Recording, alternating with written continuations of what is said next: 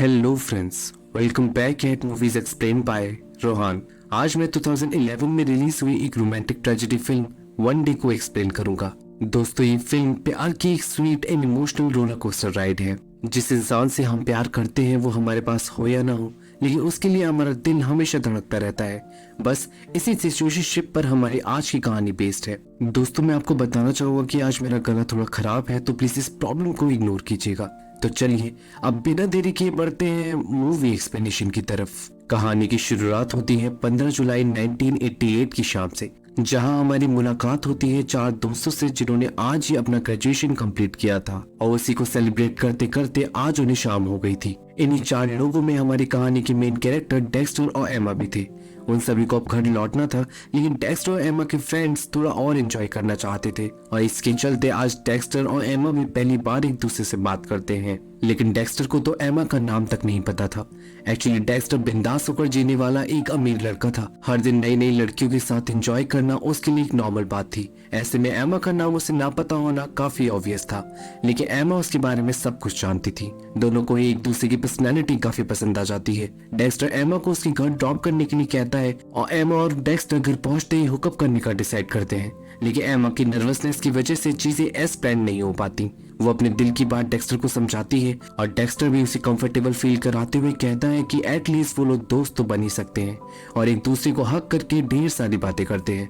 Dexter एमा को बताता है कि आज 15 जुलाई यानी सेंट स्वीथेंस डे है और ये दिन हमेशा ही उनके लिए खास रहेगा, क्योंकि आज के दिन ही वो लोग एक दूसरे से मिल पाए हैं और एमा भी इस बात से एग्री करती है और दोनों ही अब पूरी रात एक दूसरे के साथ बिताते हैं। इसी के साथ सीन अब एक साल बाद 15 जुलाई के उस दिन पर फोकस करता है जब वो लोग पहली बार एक दूसरे से मिले थे। एमा और डेक्स्टर दोनों ही अब तक काफी अच्छे फ्रेंड्स बन चुके थे। एमा भी अब लंदन के एक नए अपार्टमेंट में शिफ्ट कर गई थी ताकि वो अपने राइटर बनने का सपना पूरा कर सके। डेक्स्टर ने भी इस सब में उसका काफी साथ दिया है, लेकिन अब उसे भी अपनी जिंदगी में आगे बढ़ना है, जिसके लिए वो आज एमा से दूर जा रहा है। पर जाते जाते वो एमा से हमेशा आगे बढ़ते रहने के लिए कहता है और एक गुड बाय के साथ दोनों अपनी अपनी मंजिल की तरफ निकल पड़ते हैं। और इसी के साथ फिल्म एक साल बाद के समय पे फोकस करती है। एमा के राइटर बनने का सपना अभी भी बरकरार है, लेकिन लंदन जैसे शहर के एक्सपेंसेस मैनेज करने के लिए उसे एक वेट्रेस की जॉब करनी पड़ रही है। आज एमा की मुलाकात उसी की तरह एक स्ट्रगल यान से होती है जो कॉमेडियन बनने का सपना लेकर लंदन आया है, लेकिन उसे भी यहाँ के एक्सपेंसेस मैनेज करने के लिए ये जॉब करनी पड़ेगी। एमा यान को उसका काम समझाती है और कुछ देर की बातों में ही दोनों में काफी अच्छी बॉन्डिंग हो जाती है।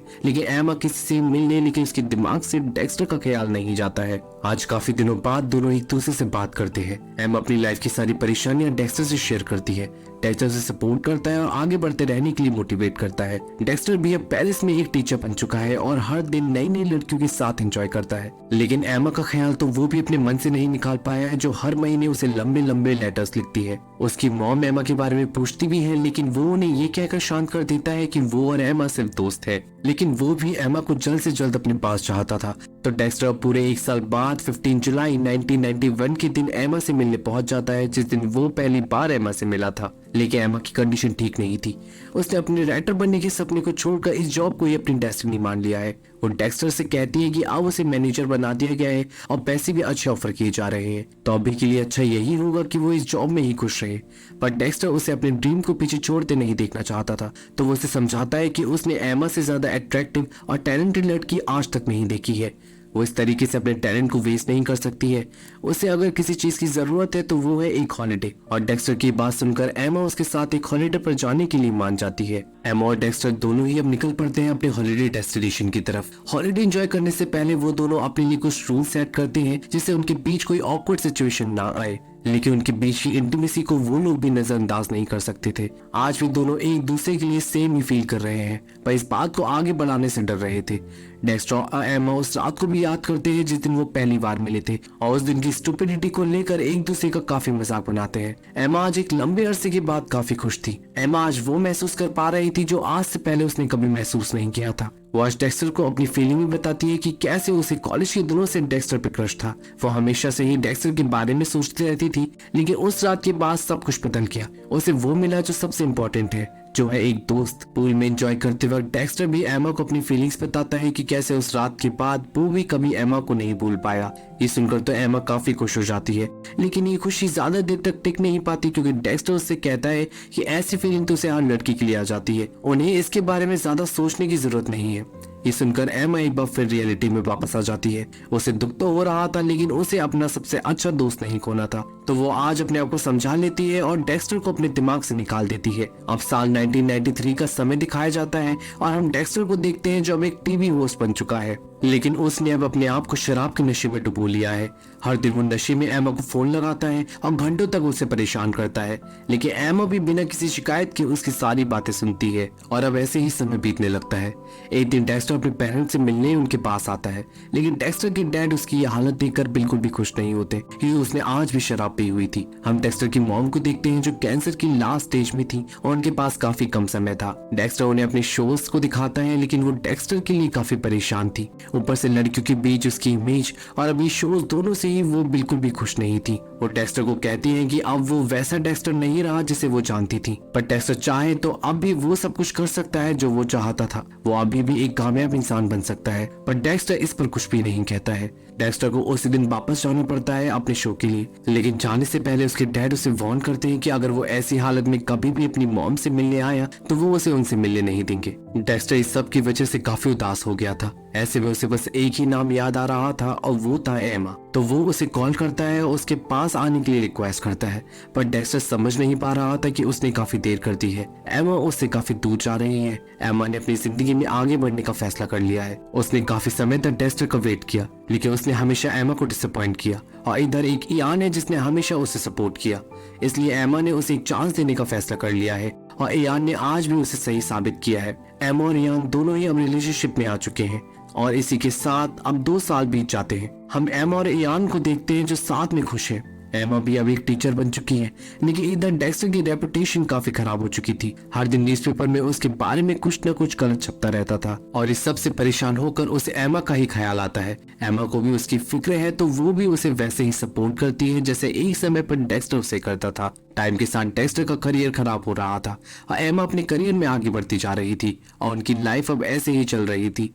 अब सीन 1 साल बाद के समय में फोकस करता है जब इयान और एमा को देखते हैं जिनके बीच अब प्रॉब्लम्स आने लगी है और उसका रीजन है डेक्स्टर। एमा काफी लंबे समय बाद आज डेक्स्टर से मिलने आती है, लेकिन डेक्स्टर की हरकतें आज भी वैसी ही हैं जैसे पहले थी। वो आज भी एमा को इग्नोर कर रहा था और काफी देर बाद बात होती भी है तब डेक्स्टर एमा के प्रोफेशन का मजाक बनाता है, जिससे एमा बहुत नाराज हो जाती है और वहां से जाने लगती है। डेक्स्टर उसे रोकने की कोशिश करता है, जिस पर एमा उसे कहती है कि डेक्स्टर ने अपनी लाइफ पूरी तरीके से बर्बाद कर ली है। इतने सालों में उसने कभी भी उसे बिना नशे के नहीं देखा और अब तो उसे उसकी फीलिंग्स की भी परवाह नहीं है।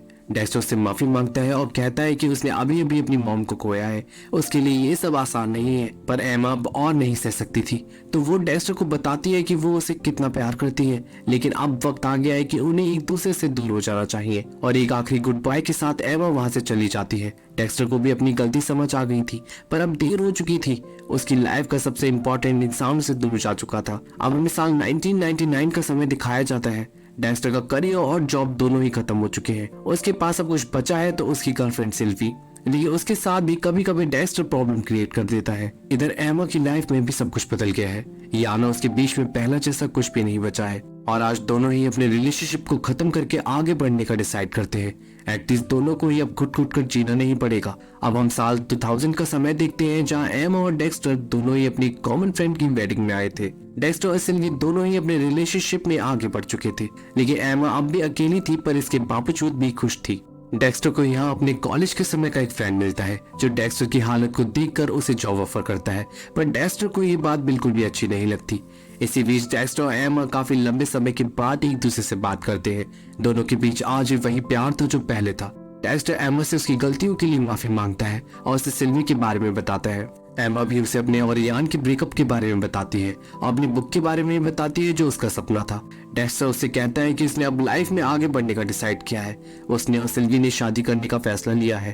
डेक्स्टर आज सबसे पहले एमा को अपना वेडिंग कार्ड भी देता है। एमा को ये सुनकर दुख तो हो रहा था, लेकिन डेक्स्टर को लाइफ में आगे बढ़ता देख वो भी काफी खुश थी। अब हमें कुछ समय बाद डेक्स्टर को दिखाया जाता है जो बाप बन चुका है और इसी के साथ पूरी तरीके से बदल चुका है और एक अच्छा डैड बनने की पूरी कोशिश कर रहा है। सिल्वी के ना होने पर भी वो अपनी बेटी का ख्याल रखता है और एमा की बुक पढ़कर सुनाता है। वो सिल्वी को भी थैंक्स बोलता है जिसने उसे हमेशा सपोर्ट किया है, लेकिन डेक्स्टर को पता ही नहीं था कि सिल्वी उस पर चीट कर रही थी। उसी की फ्रेंड के साथ उसका अफेयर चल रहा था। हम साल 2003 का समय देखते देखते हैं, जहाँ हमें पता लगता है कि सिल्वी की अफेयर की वजह से डेक्स्टर के साथ उसका डाइवोर्स हो चुका है और डेक्स्टर आज वापस से एमा के पास आ चुका है। उसे अब एमा के लिए अपने प्यार का एहसास हो चुका है और वो अब और गलतियां नहीं करना चाहता है। लेकिन वो कहते हैं ना कि समय रहते गलती को सुधार लेना चाहिए, वरना क्या पता सही समय वापस आए या ना आए। एमा अपनी लाइफ में आगे बढ़ चुकी थी और उसका भी एक बॉयफ्रेंड भी है। आज डेक्स्टर को ये जानकर काफी दुख होता है, लेकिन उसे भी पता था कि उसकी ही गलतियों का नतीजा था, तो वो आज एमा को गुड बाय कहकर वहां से चला जाता है। पर एमा वो गलती नहीं करना चाहती थी जो डेक्स्टर ने की। वो डेक्स्टर को दोबारा खोना नहीं चाहती थी, तो वो बिना देरी के डेक्स्टर से अपने प्यार का इजहार करती है और उसी के साथ अपनी जिंदगी बिताने का फैसला लेती है और इसी के साथ दोनों को एक दूसरे का साथ मिल जाता है। हम साल 2005 का समय देखते हैं। एमा और डेक्स्टर दोनों ही अब शादी कर चुके हैं और एक हैप्पी लाइफ को लीड कर रहे हैं। डेक्स्टर भी अभी एक अच्छा हस्बैंड होने के साथ साथ एक अच्छा डैड होने की रिस्पॉन्सिबिलिटी भी निभा रहा है।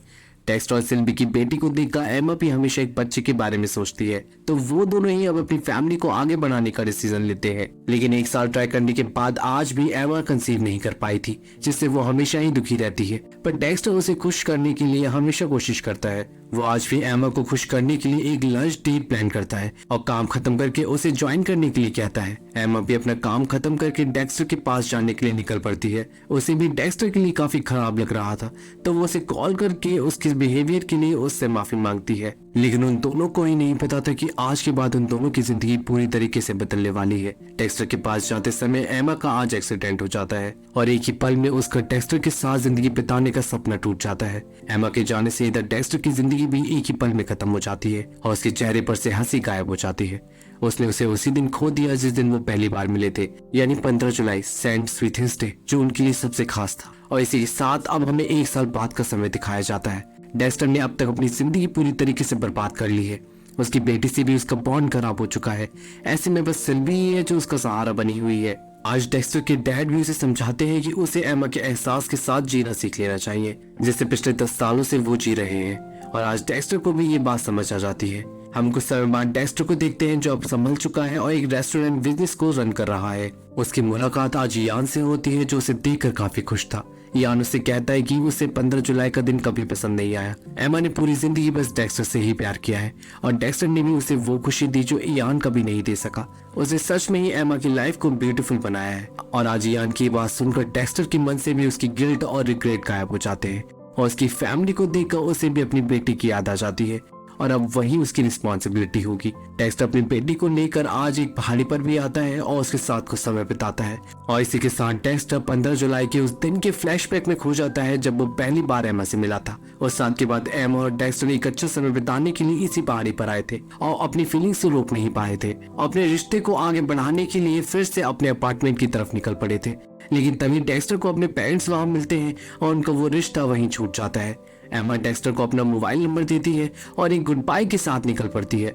डेक्स्टर उसे रोकना तो चाहता था, लेकिन अपने पेरेंट्स की वजह से रोक नहीं पाता और दोनों ही कुछ अच्छी यादों और एक दूसरे के एहसास के साथ अपनी अपनी मंजिल की तरफ निकल पड़ते हैं और फिल्म यहीं एंड हो जाती है। अगर उस दिन डेक्स्टर ने उसे रोक लिया होता तो उनकी कहानी कुछ और होती। वो बहुत पहले ही वो जिंदगी जी पाते जिसके सपने उन्होंने देखे थे। यान की फैमिली की तरह वो भी अपनी फैमिली बना पाते। कभी कभी हम उन लोगों से अपना प्यार जताने में देरी कर देते हैं जिनसे हम प्यार करते हैं, लेकिन वो समय वापस फिर कभी नहीं आता। इसलिए हमें जब मौका मिले अपने प्यार को जाहिर करने का, उसे अच्छे से जीना चाहिए और बताना चाहें कि वो लोग उनके लिए कितने खास हैं। क्या पता ये मौका दोबारा मिले या ना मिले। दोस्तों, आपको इस फिल्म का एक्सप्लेनेशन कैसा लगा मुझे कमेंट सेक्शन में जरूर बताइएगा और प्लीज मेरे चैनल को सब्सक्राइब करके इसे सपोर्ट कीजिए और मैं आपके लिए ऐसे ही और वीडियो लाते रहूंगा। आज के लिए बस इतना ही, मिलते हैं अगले वीडियो में।